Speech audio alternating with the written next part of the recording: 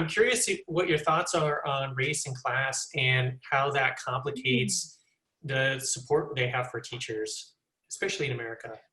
When we think about the word teacher, there was a time where we felt like a teacher was equal with authority, that they have authority in a student's life, in a child's life, and they have influence over a child's life and how this child is learning and what they say.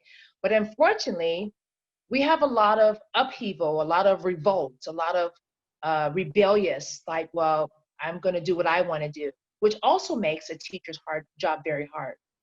So there's a part in the book where I talk about parents becoming proactive as a team with a teacher. And it doesn't matter what color you are, that is your son's or daughter's teacher. And I used a metaphor. I said, would you take your child to a doctor who you didn't like or you felt it was unqualified? It is so important for the parent to affirm a teacher, whether they are Hispanic, African American, Anglo, you name it, whatever cultural background, the parent needs to embrace the fact that in spite of that, they're your son's teacher. So a lot of it is a parental connection. I call it the parental connection, where that child is influenced by the parent and the teacher. When we get to the higher levels of education, whether it's high school or college, I talked to some students the other day and I said, tell me the number one reason why you don't respect your teacher. Is it because they're a different color? Is it because they're different culture, background? And the answer I got was, well, they don't respect us. Interesting.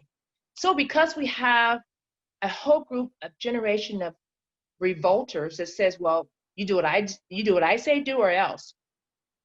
Teachers are going to have to change the way they relate, I hate to say this, to this next generation in regards to being maybe a little sensitive, but not giving over the full authority they have to teach a subject.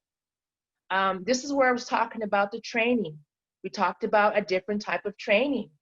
You can't just go to college and get a credential to teach the next generation of students.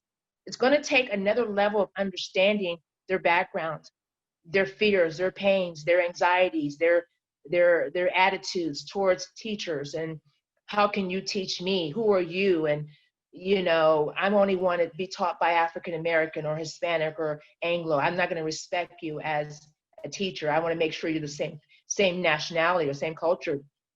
It's going to be a great responsibility for teachers to go back into training to try to understand what is going on in the minds of the next generation of learners. We have to listen to them.